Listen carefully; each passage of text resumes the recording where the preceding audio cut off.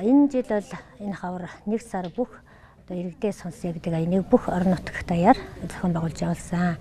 Энэ бол зөвхөн ардсан намын гишүүд хоорондоо уулзаад ярилцаад байгаа асуудал биш.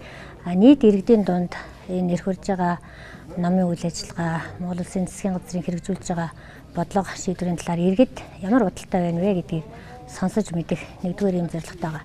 За хоёрдугаарт мэдээж улс төрийн намын хувьд бид шинжилгээ бол нэлээд гүнзгийр үйлж цаашаа бодлогын хувьд энэ улс орны хувь заяаг авч явах том намын хувьд бид өөрийнхөө дараачийн энэ Монгол Улсын хөгжлийн чиг хандлага зорилтыг яаж тодорхойлох вэ гэдэг юм аа. Одоо яг энэ цаг үед нийт гишүүдтэйгээ ярилцаж тодорхойлохоор энд одоо ярилцаж байна.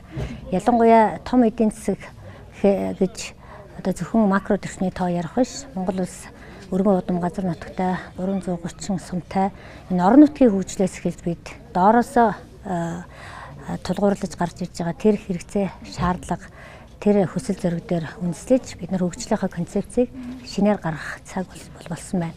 Одоо дэлхийд даяар явагдаж байгаа геополитикийн бодлого, энэ улс орнуудын хөгжлийн чиг хандлага, бүс нутгийн хөгжлийн энэ чиг хандлагатай уялдуулж бид дараачийн 10 жил, 20 жилийнхаа хөгжлийг тодорхойлох бол зайлшгүй шаардлага гарч ирж байгаа. За энэ ажлыг бол мэдээж улс төрийн том хүч ардсан нам бол манлайлж хийн.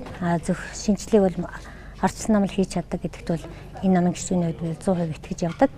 За ялангуяа баруун одоо алс баруун хязгаарт амьдрэх энэ 5 аймгийнхны хувьд бол бас онцлог зүйлүүд байдаг. Төвөөс хэд алслагдсан учраас дэд үтсийн хөгжил бол бас муу.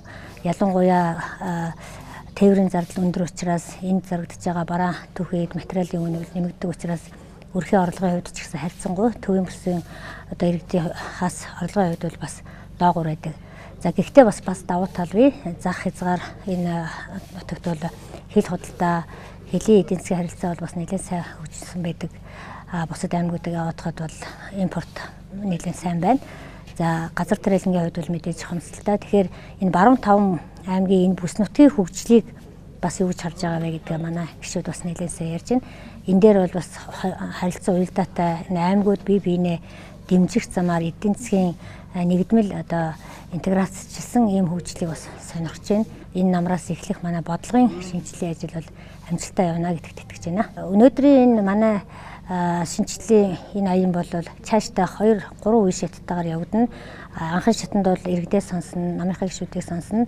Дараагийн шатанд бол өөрсдөө одоо мөрийн хөтөлбөрөөр боловсруулах тэр хэмжээнд судалгаа, суурь судалгаа, харьцуулсан судалгаа, эдийн засгийн тооцоо үндэслүүдээ нэлээд сайн гаргана. Тэрний дараа хувилбаруудаа гаргаж байгаа дахиад иргэдтэйгээ уулзаад саналыг аваад явах юм аа. Тэгэхээр хүмүүсийн одоо хүлээлт бол ардсан нам илүү их хийж, илүү их шинжлэгдэж нийгмийн амьдралд одоо голлох, тэргүүлэх, манлайлах үүргээ биелүүлээсэй гэж хүсэж байна. Энэний төлөө бид бол ажиллана.